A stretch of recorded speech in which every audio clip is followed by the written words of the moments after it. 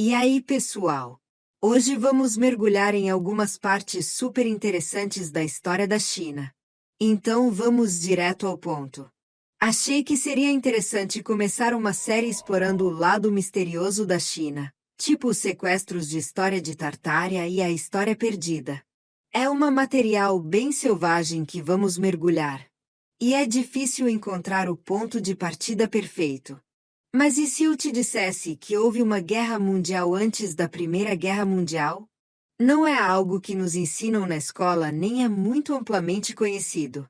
Aparentemente, houve um conflito internacional envolvendo uma sociedade secreta de lutadores de Kung Fu, que na época era chamado de boxe chinês. Isso é conhecido como a Rebelião dos Boxers. A história toda é bem louca. Começa com um pequeno grupo de aldeões que decidiu tomar os assuntos estrangeiros em suas próprias mãos, sem nenhuma arma. Sua principal prática era um tipo de possessão espiritual envolvendo encantamentos a divindades e prostrações violentas. Eles afirmavam ter invulnerabilidade sobrenatural contra canhões, rifles e facas. Esse grupo ganhou popularidade e alegou que milhões de soldados desceriam do céu para ajudá-los a eliminar os estrangeiros.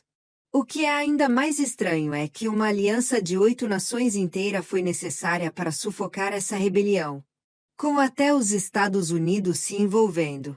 Isso levanta a questão: por que era tão importante intervir em uma rebelião cujo objetivo era reviver a verdadeira dinastia Qing?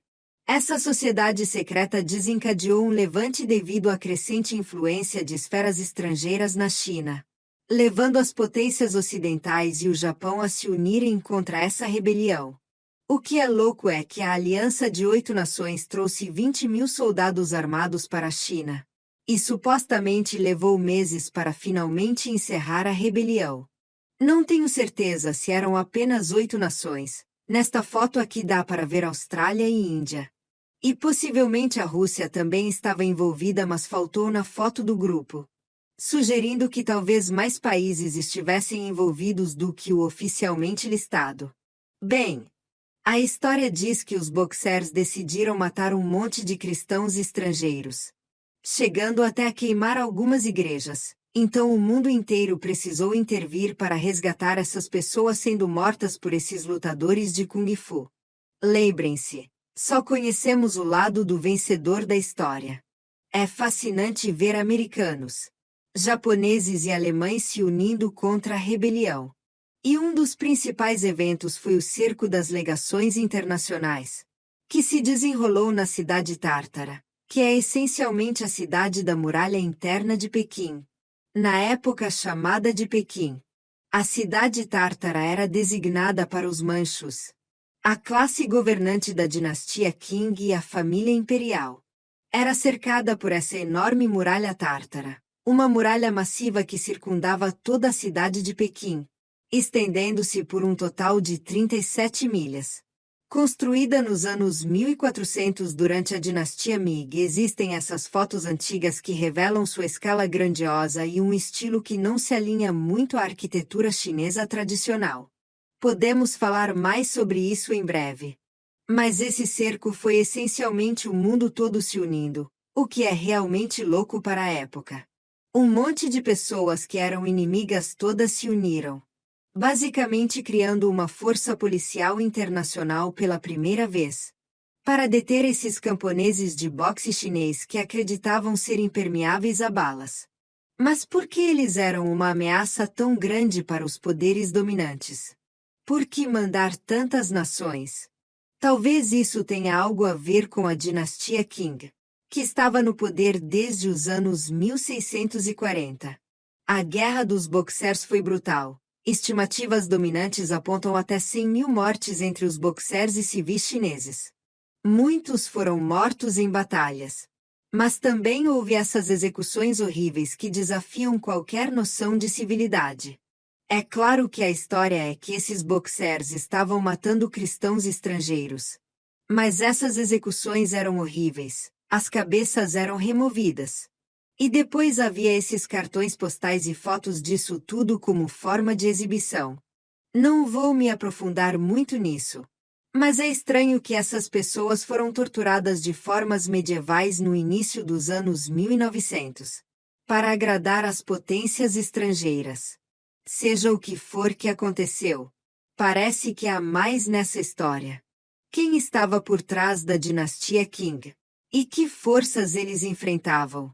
Esse conflito durou quase 2 anos, sugerindo que a Aliança de 8 Nações não estava enfrentando apenas simples agricultores de Kung Fu. Poderia o massacre de Kang ter sido um pretexto? Uma bandeira falsa para justificar a intervenção estrangeira contra supostos rebeldes anticristãos na China? No entanto, há outro aspecto a considerar que normalmente não vem à tona com a rebelião dos Boxers. Não foram apenas os Boxers, havia também exércitos muçulmanos envolvidos. O exército de Gansu, também chamado de os Bravos de Gansu, era uma unidade de 10.000 soldados muçulmanos chineses da província de Gansu, no noroeste. Nas últimas décadas da dinastia Qing, leais aos Qing, os Bravos foram recrutados em 1895 para suprimir uma revolta muçulmana em Gansu sob o comando do general Dong Fuxia. Foram transferidos para a área metropolitana de Pequim em 1898. Onde se tornaram oficialmente a divisão traseira do exército Wuvei. Um exército moderno que protegia a capital imperial. Os Bravos, que usavam uniformes tradicionais mas estavam armados com rifles e artilharia modernos, desempenharam um papel importante em 1900 durante a rebelião dos Boxers. Após ajudar a repelir a expedição Seymour, uma força estrangeira multinacional enviada de Tianjin para socorrer o bairro das Legações de Pequim no início de junho. As tropas muçulmanas foram os atacantes mais ferozes durante o cerco das Legações, de 20 de junho a 14 de agosto. Eles sofreram pesadas baixas na Batalha de Pequim, na qual a Aliança de 8 Nações rompeu o cerco. Isso lança alguma luz sobre como eles conseguiram segurar o terreno contra as potências estrangeiras. Eles haviam reunido um exército real, incluindo muçulmanos armados, em defesa da dinastia Qing. Os números podem ter sido maiores do que oficialmente reconhecidos também. Além disso, a língua manchu e seu script parecem muito com o árabe, supostamente porque ambos os scripts são descendentes do aramaico. Então parece haver uma conexão histórica. Agora há muitas camadas nisso. Mas vamos retroceder um pouco e falar sobre a dinastia Qing. Esta é a última dinastia imperial da China, estabelecida em 1636, e foi fundada pelos Manchus depois que eles conquistaram a dinastia Ming anterior. Isso é tudo de acordo com a narrativa e as cronologias dominantes. Mas a dinastia Qing não teve uma bandeira até o final do século XIX, um dragão azul em uma bandeira amarela. Mas qual era a bandeira deles antes disso? Tartária também tem uma bandeira amarela. Lembremos que Tartária ainda aparecia em mapas nessa área até os anos 1800. Então a dinastia Qing estava talvez conectada com os tartarianos de alguma forma. Curiosamente, há alguns relatos jesuítas sobre essa tomada manchu da dinastia Ming. Isso foi chamado de a Guerra Tártara no livro de Belo Tartárico de Martino Martini, ou sobre a Guerra Tártara. Há uma representação apresentada como peça frontal do livro. E essa gravura mostra o conflito entre os manchus e os chineses nativos. Para começar, o guerreiro manchu foi retratado como um europeu. E isso não foi simplesmente um erro artístico. Já que Martini diz que os manchus não eram bárbaros. Eram mais humanos, significando mais europeus do que chineses. O que também é interessante é que os jesuítas naquela época chamavam os manchus de tártaros. Daí a Guerra Tártara.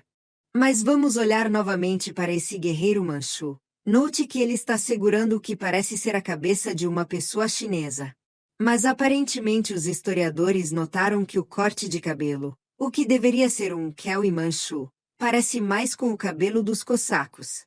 O penteado manchu, ou Kelly, Era um penteado masculino específico usado pelos Manchus da Manchúria Central e posteriormente imposto aos Han chineses durante a dinastia Qing. O cabelo na frente da cabeça era raspado acima das têmporas a cada 10 dias. E o restante era trançado em uma longa trança. Vamos falar mais sobre isso em outro episódio. Mas nessa representação dos jesuítas o penteado parece mais o de um cossaco, que também está relacionado ao meio raspado polonês. O corte de cabelo ucraniano shub ou cossaco é muito similar ao corte de cabelo manchu. Os historiadores dizem que isso é uma inconsistência na imagem. Mas parece um pouco com o corte cossaco, o que seria interessante porque os cossacos são basicamente descendentes dos vikings. Também é importante notar que mapas dos anos 1600 e anteriores mostram Tartária com um rótulo embaixo que diz Sítia Antiga. Os gregos antigos chamavam de Grande Sítia, que se referia a todas as terras a nordeste da Europa. Essa área cobre uma grande porção da China. Na história dominante é muito menor em tamanho. Mas em mapas mais antigos o tamanho varia por toda a Ásia Central até a fronteira da China. Olhem para este mapa de Ortelius de 1572. Vemos Tartária chegando até a fronteira. E o texto diz Tartária, que inclui a Sarmácia Asiática e ambas as Sítias antigas. Agora, na história dominante, Tartária é suposta ser apenas uma massa de terra com um monte de moradores de tendas analfabetos. Mas vamos mergulhar nisso porque alguns desses mapas são muito interessantes. Primeiro, olhem para os edifícios, que não parecem ser tendas, mas reinos. E especificamente este aqui, como discutiremos em breve. Por exemplo, como poderia haver um imperador ou rei de Tartária? Olhem para esta grande tenda aqui. E o texto diz Grande Khan, que na língua dos tártaros significa imperador, o maior príncipe da Ásia. Então espere, os Khans são os tártaros? É a palavra tártara para imperador? Isso nos leva a Marco Polo. E podemos analisar isso mais completamente em vídeos futuros. Mas focando especificamente na viagem dele à China, algumas coisas realmente não se encaixam com toda essa narrativa. Há até historiadores que duvidam que ele tenha visitado a China, porque há muitas coisas que ele não sentiu necessidade de mencionar, como a Grande Muralha da China, o chá, os pés deformados. Nem ao menos discutiu o script chinês. Mas claro, os estudiosos dominantes vão escolher o que querem usar e descartar o que não funciona para a narrativa oficial. No entanto, esta é a primeira conta de viagem do Oriente para o mundo europeu, e era durante o final do século XIII. O que é estranho porque a muralha da China está representada no mapa de Urbano Monte. É interessante que Marco Polo tem uma representação de si mesmo usando uma roupa tártara com a coruja. E lembremos que a China nessa época era chamada de Katai. Marco Polo iniciou sua jornada nos anos 1200 e encontrou Kublai Khan. Mas e se não nos estiverem contando a história completa? Kublai Khan é retratado como mongol na atualidade.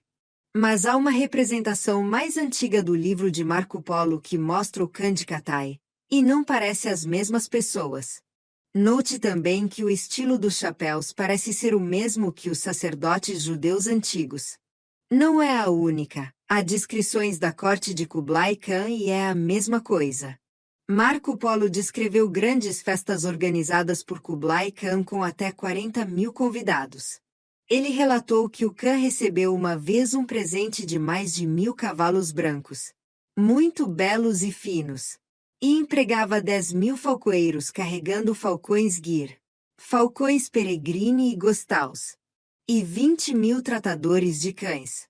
Ele também tinha um número não declarado de leões, leopardos e linces para caçar javalis e outros animais grandes, e 5.000 elefantes todos cobertos com roupas bonitas. Ele escreveu que o palácio de Kublai Khan continha uma área de jantar que acomodava 6.000 pessoas e era cercada por uma muralha de 4 milhas, mas esses números são considerados exagerações.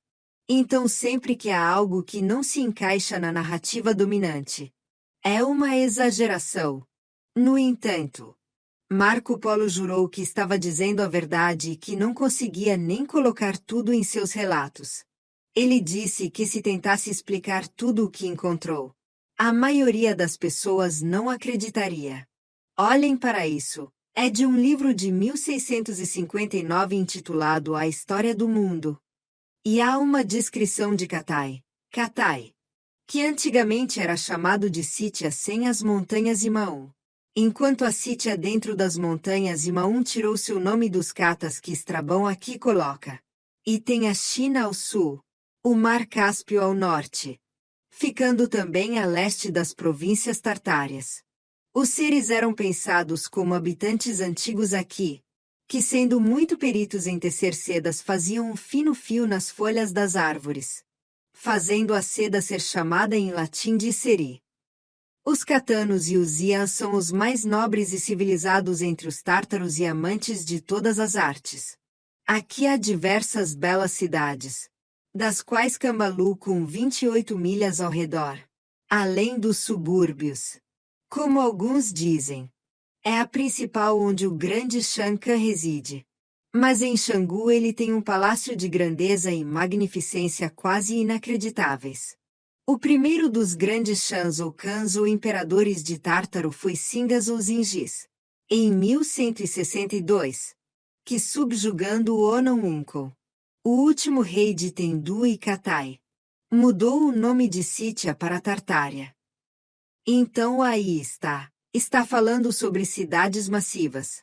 A Sítia foi convertida em Tartária, feita por um grande Khan ou imperador de Catai. E esse era o rei Zingis, muito próximo a Gengis Khan. As datas exatas não foram dadas, mas precisamos considerar que pode haver algumas alterações em nossa linha do tempo aqui.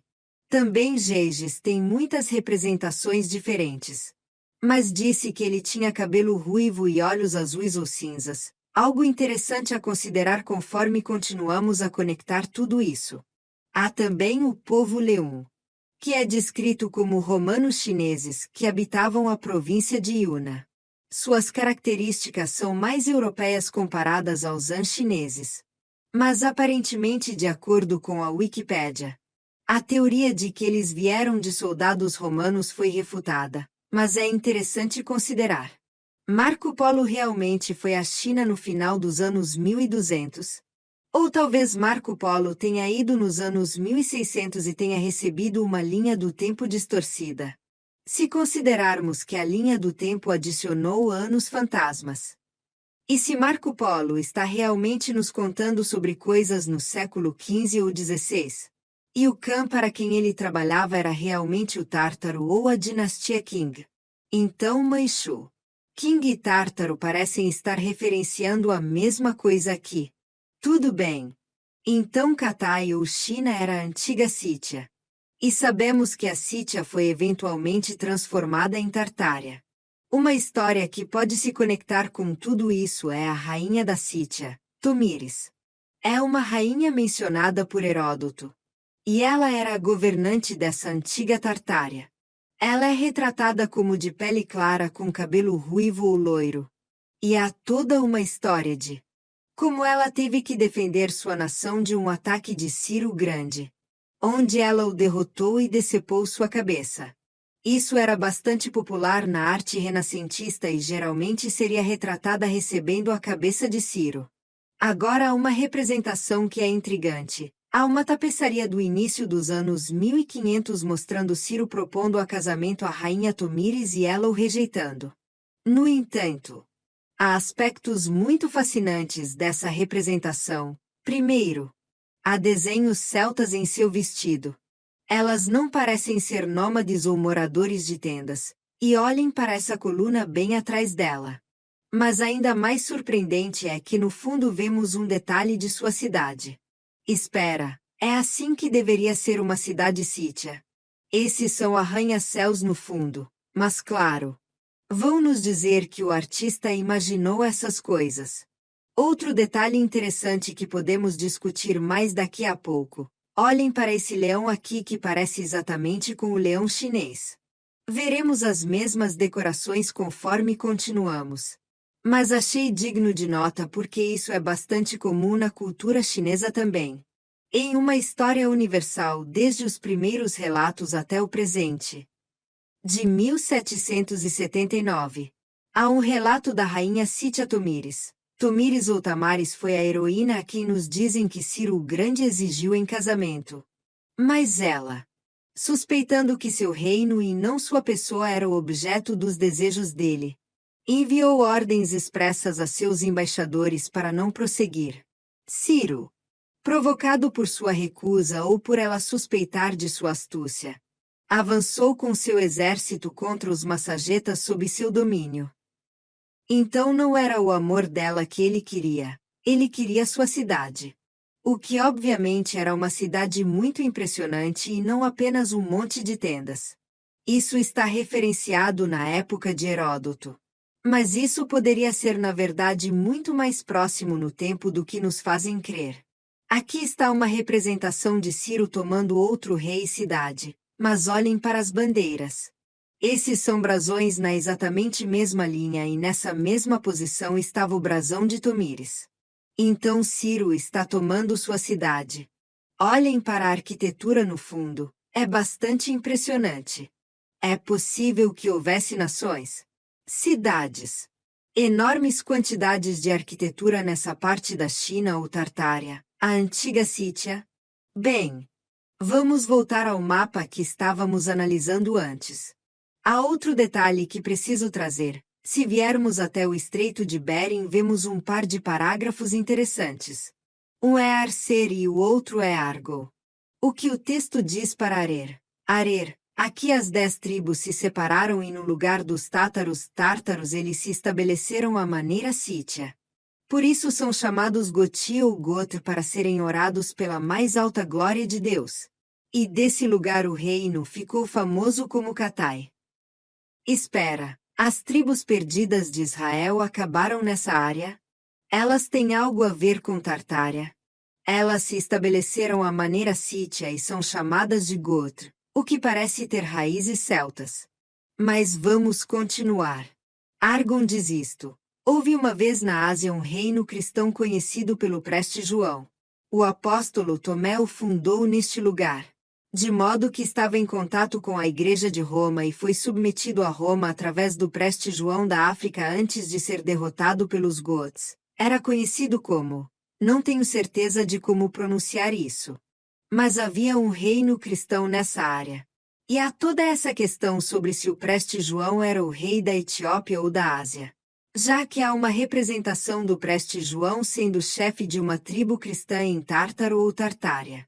No entanto, em outras representações ele parece ser retratado como negro, o que seria interessante considerando a conexão com a Espanha e Aragão. Aparentemente neste mapa está dizendo que o apóstolo Tomé veio e encontrou esta terra para o preste João que era obediente à Igreja de Roma. Este Argon costumava ser conhecido como Cru Remo. Há muitas conexões a serem feitas já que Argon etimologicamente pareceria ser de origem celta. Os argonautas estavam buscando o Velocino de ouro enquanto faziam seu caminho para o leste tentando descobrir algum tipo de objeto avançado sagrado. Há também Aragão na Espanha, que foi originalmente fundado pelos celtas. Mas curiosamente essa área também é escrita como Aragon em alguns mapas. Aristo faz menção a um rei Argantonio que governou Tartessos por 80 anos. De cerca de 625 a.C. a 545 a.C. E viveu até os 120 anos, embora alguns acreditem que viveu 150. Tartessos fica no sul da Espanha, mas é uma conexão interessante. A palavra Argantonio parece ser baseada na palavra indo-europeia para prata, secundariamente dinheiro, reconstruída como proto-céltico aranto e proto-itálico argento. Poderia ter havido grupos de mouros nessa região, o que explicaria a influência árabe nos muçulmanos chineses. Então Argon poderia ser uma referência a uma terra cheia de recursos. Aparentemente Argon era antes conhecido como Kruu, que ficava na região da Manchúria. Essa cidade foi nomeada em homenagem a Roma, então havia romanos na China. Agora lembrem-se, não é a Roma que nos disseram oficialmente na história dominante. Mas parece que as mesmas pessoas que ajudaram a estabelecer Roma fizeram seu caminho para estabelecer reinos no Extremo Oriente. Há outro nome aqui que é curioso e que vamos ter que entrar em mais detalhes em outra parte da série. Mas por agora vale mencionar que também há Ania. E o Estreito de Bering costumava ser chamado de Estreito de Ania. Isso é significativo porque pareceria que esse reino de Ania havia cruzado o Estreito de Bering e estabelecido reinos na América, conhecidos como Reino Ania. Há reinos completos na América durante um período que eles não deveriam estar lá.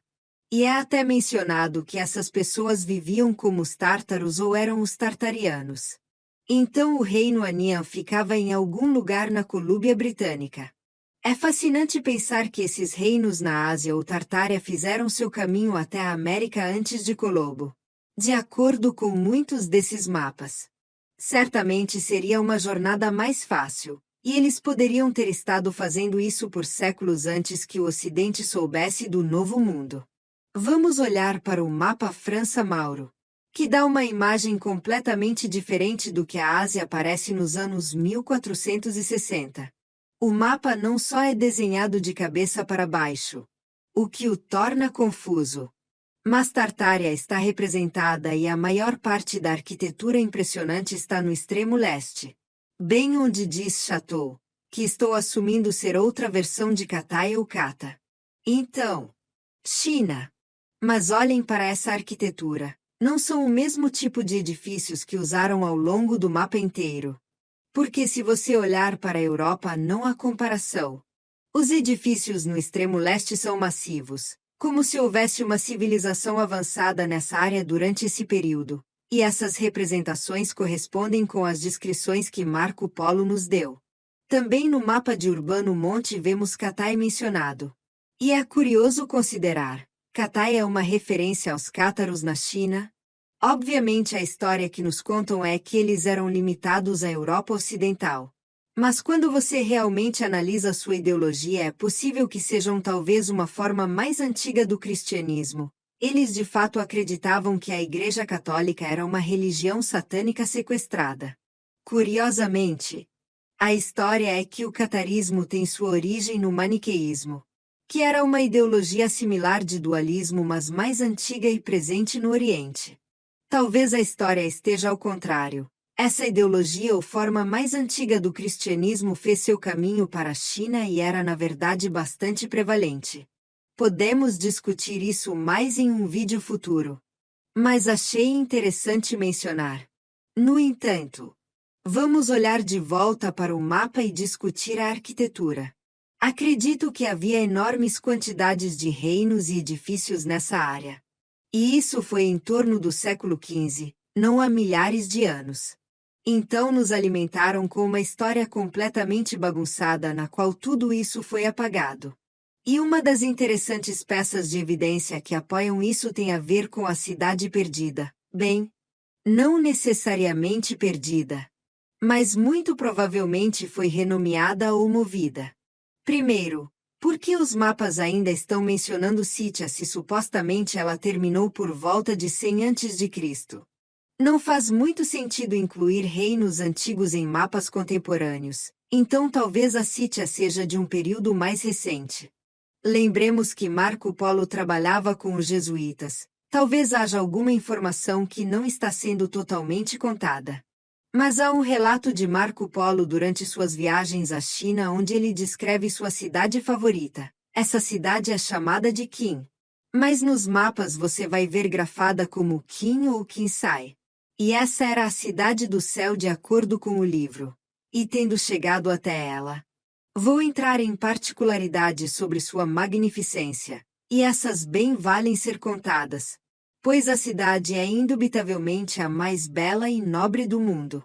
Nisto falaremos de acordo com a declaração escrita que a rainha deste reino enviou a Baian, o conquistador do país, para transmissão ao grande Khan, para que ele pudesse estar ciente da grandiosidade surpassante da cidade e poderia ser movido a salvá-la da destruição ou dano. Vou te contar toda a verdade conforme estava estabelecida naquele documento. Pois verdade era, como o dito relato de Marco Polo em data posterior pôde testemunhar com seus próprios olhos. E agora relataremos esses detalhes. Então uma rainha havia escrito ao Khan para descrever a beleza da cidade para que ele ficasse determinado a vir e salvá-la da destruição. E como Marco Polo trabalhava para o Khan, foi enviado para investigar a cidade. Literalmente diz que Marco Polo a viu com seus próprios olhos e que tudo o que ele está dizendo é verdade. Mas é aqui que fica louco, porque os historiadores simplesmente não conseguem aceitar que essa descrição é possível, pois é absolutamente insana. Então simplesmente dizem que ele está exagerando. Mas realmente me pergunto por quê. Por que ele quereria exagerar quando seu propósito inteiro era explorar essas terras e relatar ao Ocidente?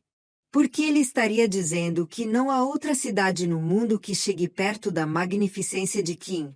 Agora ouçam isto. Essa cidade tinha 100 milhas de circunferência e tinha 12.000 pontes de pedra. Sim, 12.000. E eram tão grandes que uma grande frota poderia passar por baixo delas. Não só isso, Marco Polo diz que se as pontes não são suficientemente impressionantes, a cidade inteira se parece como se estivesse sobre a água e cercada por água. Espera, isso é literalmente uma cidade flutuante, como Tenochtitlan, e podemos fazer mais conexões a isso em um momento. Mas essa é a versão chinesa disso. E eles até têm algumas representações dos anos 1600 de Qin que são realmente interessantes. Isso não parece uma cidade chinesa. Olhem para o obelisco e os edifícios massivos. Está sobre uma fortaleza estrelada com muitas piscinas e cursos d'água por toda a cidade. O que faria mais sentido com a afirmação de que havia mais de 10.000 pontes. Lembremos que a narrativa dominante diz que Qin é o atual Hangzhou na China. Mas não tenho tanta certeza de que esse é o caso. Hangzhou fica muito mais ao sul. Mas em mapas mais antigos você pode ver que Qin estava mais acima do Japão, perto do Estreito Anya. Eles teriam movido a localização da cidade para encobrir essa história, pois não se alinhava com a narrativa que queriam para a China. Há mais na descrição dele e é bastante detalhada. Dentro da cidade há um lago com uma circunferência de cerca de 30 milhas. E ao redor estão erguidos belos palácios e mansões das estruturas mais ricas e requintadas que você pode imaginar, pertencendo aos nobres da cidade. Há também em suas margens muitas abadias e igrejas dos idólatras. No meio do lago há 2 ilhas, em cada uma das quais se encontra um rico, belo e espaçoso edifício equipado de tal estilo que parece digno de ser o palácio de um imperador. Saibam também que o grande Khan distribuiu o território de Manzi em 9 partes, que constituiu em 9 reinos. A cada um desses reinos é nomeado um rei que é subordinado ao grande Khan e todo ano presta as contas de seu reino ao escritório fiscal da capital. A cidade de Qin é a sede de um desses reis, que governa mais de 140 grandes e ricas cidades, pois em todo esse vasto país de Manzi há mais de 1.200 grandes e ricas cidades, sem contar as vilas e aldeias que são em grande número.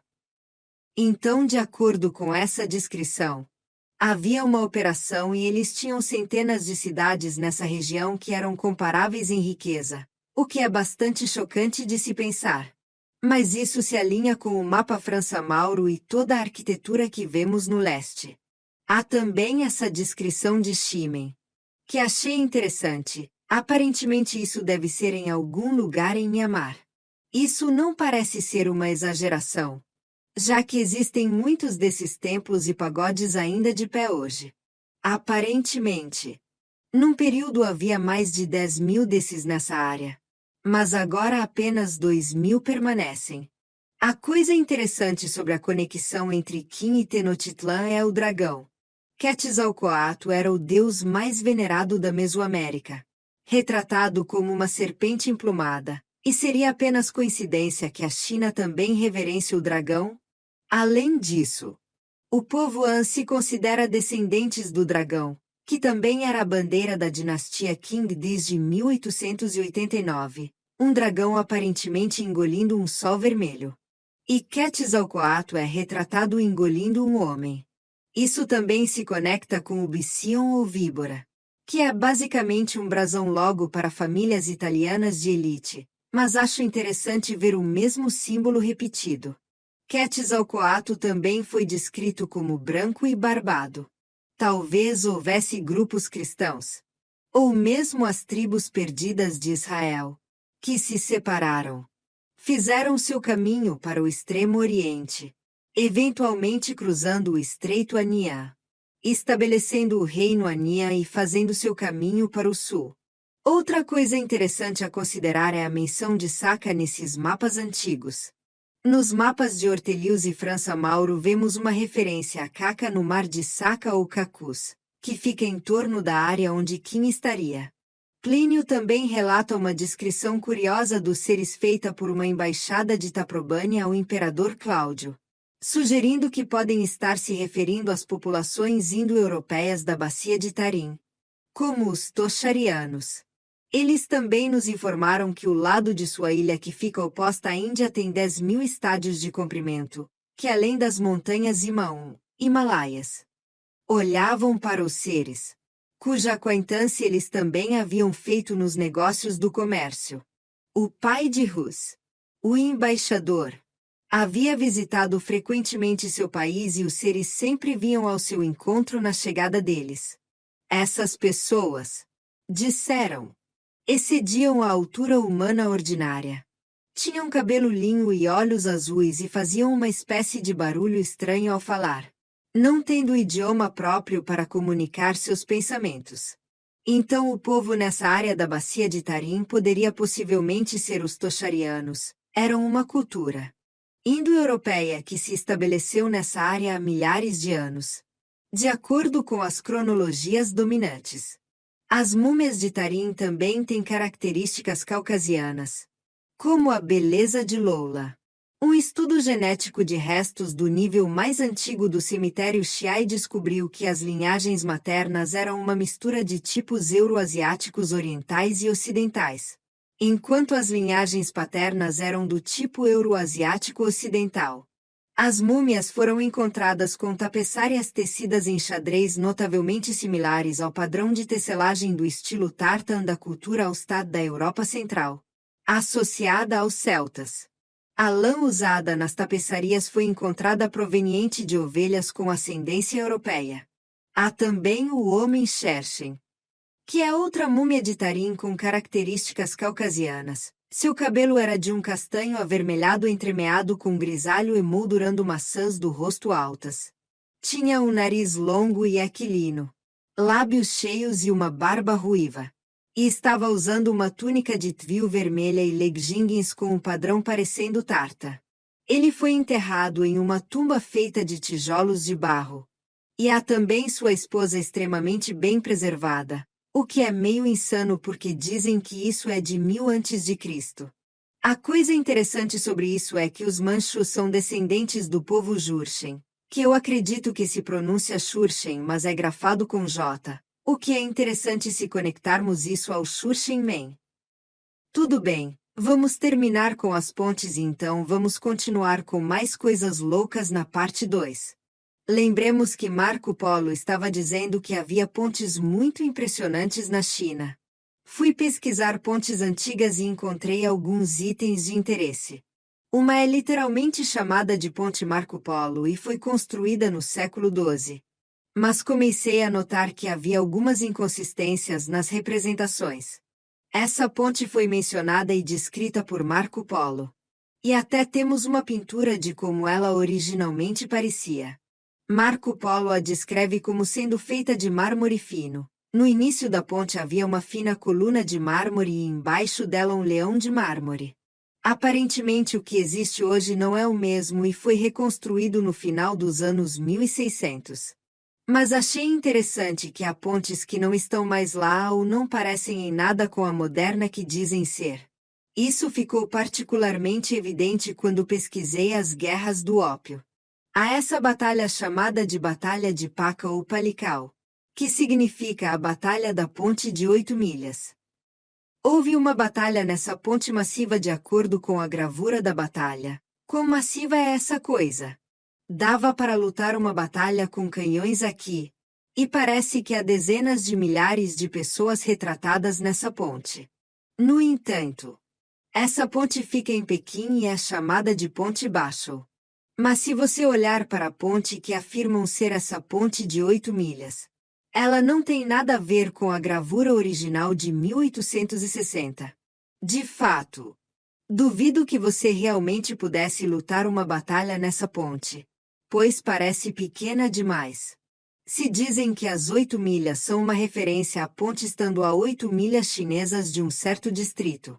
Parece quase como se essa fosse uma história de cobertura, porque eles têm uma foto de 1860. Então, como você tira uma foto dessa ponte em 1860 e depois lança uma gravura durante o mesmo período retratando-a de forma completamente diferente? 30.000 soldados estavam lutando nessa ponte, e por que os leões são muito menores do que na gravura? Mas claro, é apenas a imaginação do artista. 8 milhas seria uma façanha massiva. O que soa insano, mas lembremos do que Marco Polo estava dizendo sobre as pontes em Qin, que havia dezenas de milhares e que eram massivas, permitindo que frotas passassem por baixo. Isso faz mais sentido quando olhamos para a gravura da batalha. Talvez haja pontes e características de arquitetura na China que os poderes que são não querem que a gente saiba. Há a Ponte Luoyang, que é considerada a primeira ponte de pedra da China. Mas é bastante massiva para ser a primeira vez que se tenta tal coisa. Tem quase 1 milha de comprimento e tem mais de 1000 anos. No entanto, se considerarmos o relato de Marco Polo sobre a China, ele menciona engenharia altamente sofisticada envolvendo pedra fina decorada com metais preciosos.